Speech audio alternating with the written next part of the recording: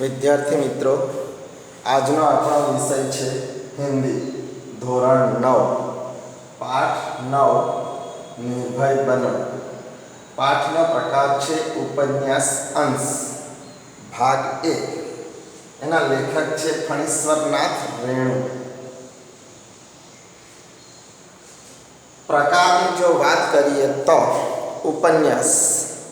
ઉપન્યાસને ગુજરાતીમાં નવલકથા તરીકે ઓળખવામાં આવે છે. સાહિત્યનો એક મોટું કથા વસ્તુ ધરાવતો આ એક સાહિત્ય પ્રકાર છે. હિન્દીમાં પણ ઉપન્યાસ એટલે કે નવલકથા સાહિત્ય જે છે એ સમૃદ્ધ સાહિત્ય પ્રકાર છે. ફણીશ્વરનાથ રેણુ નામના જે હિન્દી લેખક છે એમણે નવલકથાના ક્ષેત્રમાં પણ મહત્ત્વનું યોગદાન આપેલું છે. તો એમણે લખેલી નવલકથા છે કિતને ચોરાહે એ શીર્ષક અંતર્ગત લખેલી નવલકથાના 7મા પ્રકરણમાંથી આ પાઠ લેવામાં આવેલો છે. નિર્ભય બનો. શીર્ષક ઉપરથી જ તમને ખ્યાલ આવી જશે કે આ જે નવલકથા ખંડ છે એમાં શેની વાત કરવામાં આવી છે.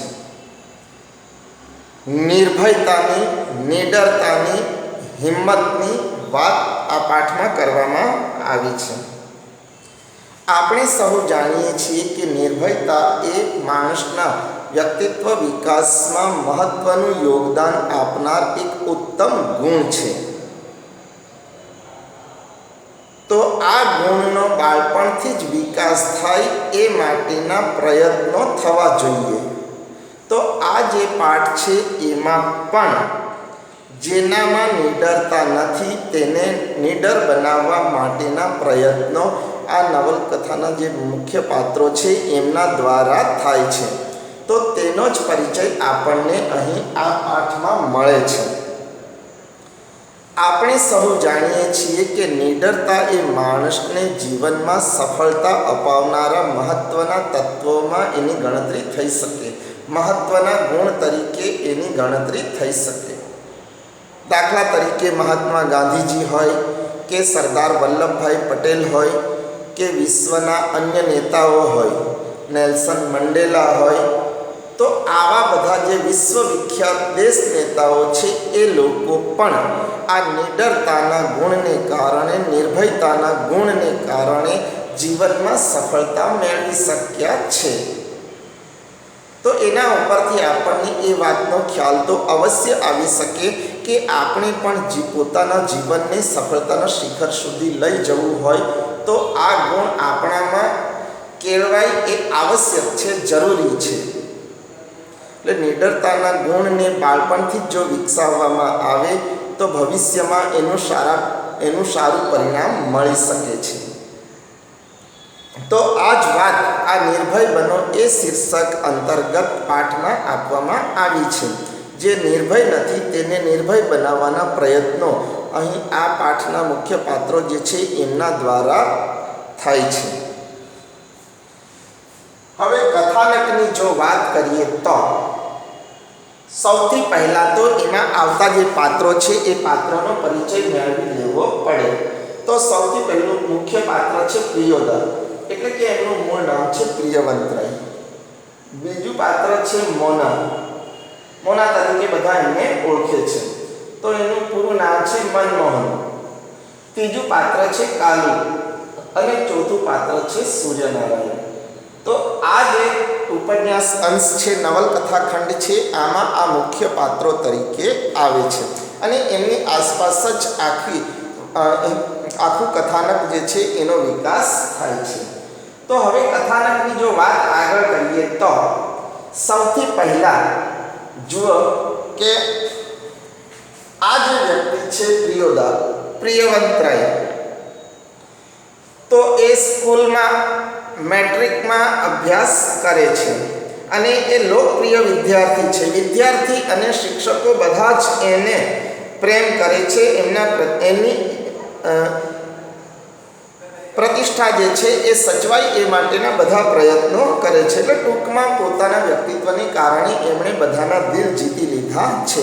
તો એમણે એક ક્લબ બનાવી છે.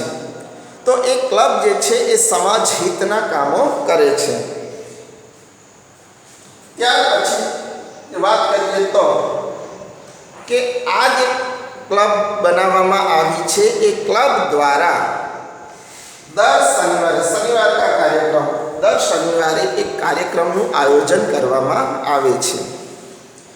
તો નદી કિનારે બધા ક્લબના સભ્યો જે છે એ બધા ભેગા થાય છે અને ત્યાર પછી ત્યાં નક્કી કરવામાં આવે છે કે આવતીકાલે રવિવારના દિવસે આપણી ક્લબના સભ્યો શું કામ કરશે એ બધું આખો કાર્યક્રમ નક્કી કરવામાં આવે છે. તો અહીં પણ જુઓ કે આ શનિવારના દિવસે પ્રિયવંતરાય જે ક્લબનો પ્રમુખ છે અને બીજા સભ્યો બધા નદી કિનારે ઉપસ્થિત થયેલા છે. તો તે વખતે આ કાલુ નામની જે વ્યક્તિ છે તો એ કાલુ નામની વ્યક્તિ મોનાને એટલે કે મનમોહનને પોતાની સાથે લઈને આવે છે અને કાલુ જણાવે છે કે આ મનમોહન જે છે એ આપણી ક્લબનો સભ્ય બનવા માગે છે. એટલે સૌથી પહેલાં તો જુઓ કે આ મુખ્ય પ્રમુખ જે છે પ્રિયવંતરાય એને પ્રશ્ન થાય છે કે આ વ્યક્તિથી સેવા વગેરે થઈ શકશે કે કેમ. તો એની કસોટી કરવા માટે એને અલગ અલગ પ્રશ્નો કરવામાં આવે છે અને તે વખતે જુઓ કે આ મોના નામની વ્યક્તિ છે. તો એ મોના નામની વ્યક્તિ જે છે એ મોના સ્પષ્ટ જણાવે છે કે સેવા તો કરવાનું હું શીખી લઈશ. એટલે જે કંઈ પણ કામ છે એ બધું જ હું શીખી લઈશ.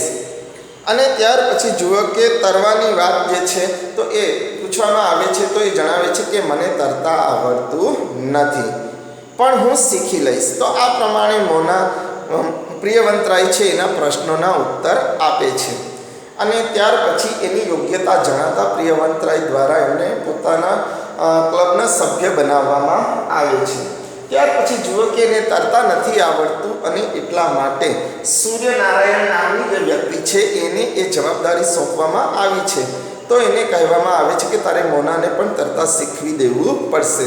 એટલે સૂર્યનારાયણ શું કહે છે કે હું એને એક દિવસ પાણીમાં નાખી દઈશ એટલે આપોઆપ એ તરતા શીખી જશે. અહીં સૂર્યનારાયણનો આશય કે મોનાને પરેશાનીમાં મૂકવાનો નથી, મુશ્કેલીમાં મૂકવાનો નથી, પણ એનો ઈરાદો કોઈ પણ રીતે મોના જે છે એના સ્વભાવમાં પરિવર્તન લાવવાનો છે. એટલે એની સાંભળતા જ એ આ પ્રમાણે જવાબ આપે છે કે હું એને ઉંચકીને પાણીમાં નાખી દઈશ એટલે આપોઆપ એ તરતા શીખી જશે. તો આ સૂર્યનારાયણ ભણવામાં ભલે એક સામાન્ય વ્યક્તિ છે પણ આ બીજી બધી પ્રવૃત્તિઓમાં પારંગત છે અને એને કારણે એને આ જે ક્લબનો સભ્ય છે એને તરતા શીખવવું વગેરે જેવી બાબતો શીખવવાની જવાબદારી સોંપવામાં આવી છે. એટલે એ મોનાને પણ તરતા શીખવવાની વાત કરે છે. એટલે કોઈ પણ રીતે સૂર્યનારાયણનો આશય પણ અહીં એના મનમાંથી ડર દૂર કરવાનો છે. અને ત્યાર પછી જુઓ કે આ મનમોહન જે છે એને ભલે તરતા નથી આવડતું પણ ગાતા આવડે છે. તો તેની વાત એ કરે છે ત્યારે એને ગીત સંભળાવવા માટેનું સૂચન કરવામાં આવે છે. તો તે વખતે જુઓ કે આ મનમોહન દ્વારા એમને ગીત સંભળાવવામાં આવે છે અને ત્યાર પછી જુઓ કે એ ક્લબના જે તમામ સભ્યો છે એ તમામ સભ્યો નદી પાસે પહોંચે છે અને તે વખતે એક ગાડીવાળો જે છે એ ગીત ગાઈ રહ્યો છે એ ગીત સાંભળવાનો પ્રયત્ન કરે છે. તો સાંજનો સમય છે અને તેવા સમયે ત્યાં પુલ પાસે ક્લબના સભ્યો ઉપસ્થિત થયેલા છે. તેવા સમયે એક ડેપ્યુટી સાહેબ જે છે તો તે પણ ત્યાં ઉપસ્થિત થાય છે અને એક ચકલીઓનું જે જોડું છે તો એના ઉપર ગોળીબાર કરે છે અને એને કારણે એ જોડામાંથી એક પક્ષી જે છે એ ઘાયલ થાય છે. અને તે જ વખતે ત્યાં એનો જે નોકર છે એ નોકર પેલા પક્ષીને લેવા માટે ત્યાં ઉપસ્થિત થાય છે. તો તે વખતે જુઓ કે આ ક્લબનો સભ્ય જે છે ઇબ્રાહીમ નામની વ્યક્તિ તો તે આ પેલા નોકરને ડેપ્યુટી સાહેબ જે છે એના નોકરને જુએ છે અને એના મોઢામાંથી મૂર્ખ એવો શબ્દ આ નોકર માટે સરી પડે છે. તો આ શબ્દ સાંભળતાની સાથે જ આ પ્રિયવંતરાય જે છે કે મુખ્ય પાત્ર જે છે ક્લબનો પ્રમુખ જે છે તો એને આ મંજૂર નથી કે પોતાના ક્લબનો કોઈ સભ્ય યોગ્ય શબ્દનો પ્રયોગ કરે અથવા ગાળનો પ્રયોગ કરે તો એ એમને મંજૂર નથી. એમના ક્લબના નીતિ નિયમો પ્રમાણે આ પ્રમાણે બોલવું એ ઉચિત નથી. એટલે તરત જ એ ઇબ્રાહીમને સચેત કરવાનો પ્રયત્ન કરે છે કે તે જે કંઈ પણ કહ્યું છે એ ઉચિત નથી. પણ તેમ છતાં ફરી પાછા એનાથી સાલા એવો શબ્દ ઇબ્રાહીમ દ્વારા બોલાઈ જાય છે. તો તે વખતે ફરીથી આ પ્રિયવંતરાય એને સચેત કરે છે, જણાવે છે કે આ 8મી વખત તારી ભૂલ થઈ છે અને જો હવે જો ભૂલ થશે તો તને ક્લબમાંથી કાઢી મૂકવામાં આવશે. એટલે કે હોલ્ટ એવા શબ્દનો પ્રયોગ કરે છે કે તું અહીં અટકી જા, રોકાઈ જા, એટલે ગમે તેવા શબ્દનો પ્રયોગ કરીશ નહીં. એટલે એને રોકવાનો એ પ્રયત્ન કરે છે અને પોતાની ક્લબના નીતિ નિયમો છે તેનો અહેસાસ કરાવવાનો પ્રયત્ન કરે છે. પણ ત્યાર પછી ઇબ્રાહીમ એને કહે છે કે આવા અધિકારીઓ ગમે તેવા શબ્દનો પ્રયોગ કરે છે તો આપણે પણ એવા અધિકારીઓને ગાળ આપીએ, એમાં વાંધો શું છે? પણ તે વખતે અહીં આ પ્રિયવંતરાય જે છે એમને પોતાના ક્લબના નીતિ નિયમો છે તેની જાણકારી આપવાનો પ્રયત્ન કરે છે કે આપણાથી એવું થઈ શકે નહીં. આપણે જો એમને ગાળ આપીએ તો આપણું જ બગડે છે, એમનું કશું બગડવાનું નથી. અને એ રીતે એને રોકવાનો પ્રયત્ન કરે છે. અને ત્યાર પછી જુઓ કે એ લોકો જે છે એ સાંજનો સમય થયો છે એટલે છૂટા પડવાની તૈયારી કરે છે. અને ત્યાર પછી પોતાની પ્રિયવંતરાય જે છે પોતાની સાથે મનમોહન જે છે એને સાથે રાખીને આગળ વધે છે. તો ત્યાર પછી એ શું કરે છે કે એક વેરાન વિસ્તાર આવે છે અને ખંડેર જેવા જૂના મકાનો ત્યાં માર્ગમાં ઊભેલા જોવા મળે છે. તો તે વખતે પ્રિયવંતરાય જે છે એ જાણી જોઈને મનમોહનને ડરાવવાનો પ્રયત્ન કરે છે કે આ મકાન જે છે, આ જે ખંડેર જે છે એમાં ભૂતળીઓ વગેરે રહે છે ને એમ કહીને, અને પ્રાચીન સમયમાં આ મકાન જે છે એનો ઉપયોગ પોસ્ટમોર્ટમ રૂમ તરીકે કરવામાં આવતો હતો. તો આ પ્રમાણે એને અહીં ડરાવવાનો એ પ્રયત્ન કરે છે. તો અહીં ભૂતળીઓ જે છે, પ્રેત છે એ નાચે છે, નૃત્ય કરે છે, આમ કહીને એને ડરાવવાનો પ્રયત્ન કરે છે. પણ અહીં એનો મૂળ આશય તો એ જ છે કે કોઈ પણ રીતે એના મનમાં રહેલો ડરને દૂર કરવો. અને આખરે એ લોકો ત્યાંથી આગળ વધે છે. એટલે અહીં પ્રિયવંતરાયનો આશય એ છે કે જે વ્યક્તિના મનમાં, કે જે વ્યક્તિ મનમોહન છે એના મનમાં જે ડર રહેલો છે તો એ ડરને દૂર કરવા માટેના જ પ્રયત્નો અહીં પ્રિયવંતરાય દ્વારા થઈ રહ્યા છે.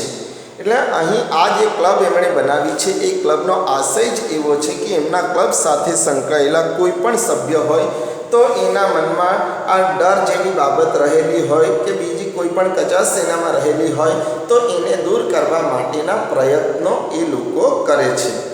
એટલે નિર્ભય બનો શીર્ષક અંતર્ગત લેખકે આ ઉપન્યાસ અંશમાં નવલકથા ખંડમાં જેનામાં નિર્ભયતા નથી, નિડરતા નથી, ભય રહેલો છે તો એને નિડર બનાવવા માટેના જે પ્રયત્ન મનમોહનના પાત્ર દ્વારા નિડર બનાવવાના જે પ્રયત્નો કર્યા છે તેને જ અહીં રજૂ કરવાનો પ્રયત્ન લેખકે કર્યો છે. તો હવે પછી આપણે વિદ્યાર્થી મિત્રો પાઠ આગળ જોઈશું. તો જુઓ,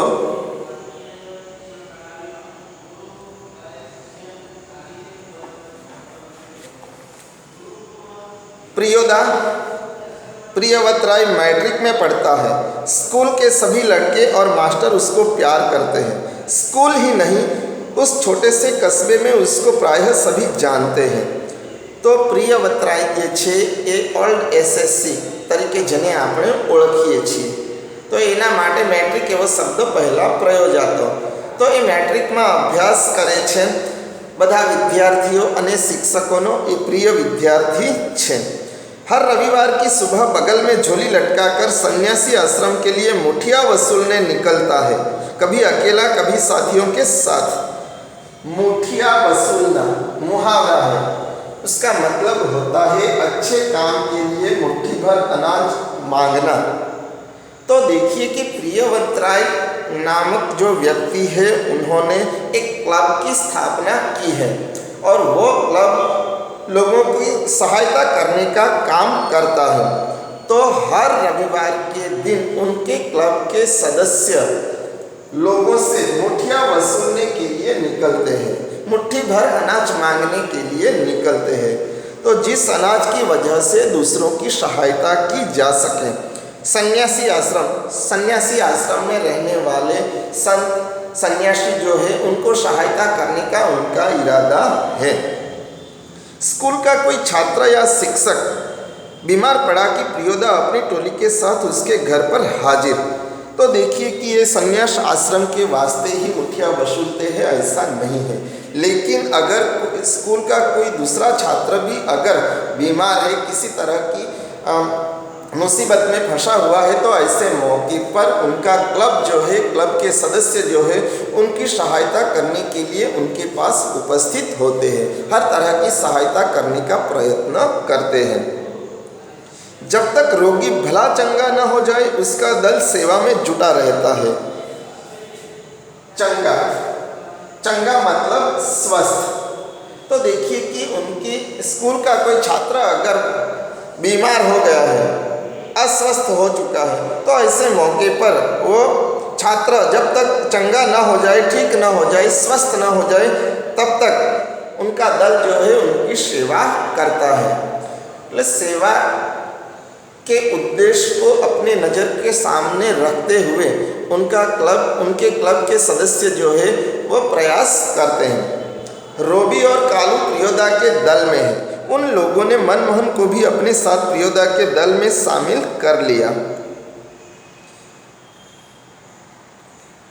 तो देखिए रोबी है, कालू है, वो सब प्रियोदा के क्लब में शामिल हो चुके हैं। और बाद में मनमोहन नामक लड़का जो है, मोना जो है, वो भी उनके क्लब का सभ्य बनना चाहता है। इसके वास्ते कालू मोना को अपने साथ लेकर प्रियोदा के पास पहुंचता है और बाद में मोना को भी उस क्लब का सदस्य बना लिया जाता है। हर शनिवार को परमान के उस पार बालूचर पर प्रियोदा के दल के सदस्य स्कूल की छुट्टी के बाद जमा होते हैं। परमान नदी के दूसरी ओर बालूचर नामक प्रदेश जो है, उस प्रदेश में शनिवार के दिन शाम को उस क्लब के सभी सदस्य एकत्रित होते थे और रविवार के दिन कौन सा काम करना है, कौन सी प्रवृत्ति करनी है, तो उसके बारे में तय करते थे। खेल कूद, गाने बजाने के अलावा प्रियोदा दुनिया भर की खबर सुनाते थे। रविवार का प्रोग्राम तय करते हैं, किस मोहल्ले में कौन जाएगा मुठिया वसूल में, किस बीमार की सेवा करने कौन कौन जाएंगे। तो देखिए कि रविवार के दिन कौन व्यक्ति क्लब का कौन सा सदस्य मुठिया वसूलने जाएगा, कौन सा सदस्य दूसरों की सहायता करने के लिए जाएगा, ये सब शनिवार के दिन शाम को ही तय हो जाता था। उस दिन मनमोहन का परिचय देते हुए कालू ने कहा था, प्रियोदा, यह मोना मनमोहन खूब तेज लड़का है, क्लब का सदस्य होना चाहता है। तो इस शनिवार के दिन जब क्लब के सभी सदस्य उपस्थित हुए थे, उस मौके पर कालू भी अपने साथ अपने दोस्त मोना को, मनमोहन को साथ लेकर उपस्थित हुआ है और उन्होंने बताया कि मनमोहन जो है वो एक होशियार लड़का है, वो भी हमारे क्लब का सदस्य बनना चाहता है। तेज लड़का है, होशियार लड़का है, चालाक लड़का है, वो भी हमारे क्लब का सदस्य बनना चाहता है। प्रियोदा ने मनमोहन को सिर से पैर तक देखकर पूछा था। सिर से पैर तक देखना मतलब ध्यान से देखना। तो यहाँ पर देखिए कि प्रियवंत राय ने भी अपने पास उपस्थित मोना जो है, मनमोहन जो है, उनको भी ध्यान से देखने का प्रयास किया था। उन्होंने उसके बारे में यह सोचा था कि इस लड़के से दूसरों की सहायता हो सकेगी या नहीं, इसलिए उन्होंने उनकी कसौटी करने का प्रयास किया। भारतवर्ष के एक ऐसे आदमी का नाम लो जिसे लोग भगवान का अवतार समझते हैं। तो प्रियवंत राय ने सबसे पहला सवाल मनमोहन को ये किया कि भारतवर्ष के एक ऐसे आदमी का नाम लो जिसे लोग भगवान का अवतार समझते हैं। तो तुरंत ही मोना ने उत्तर दे दिया कि महात्मा गांधी जी। ठीक है, तुम पढ़ लिख कर क्या बनना चाहते हो? प्रियोदा का दूसरा सवाल।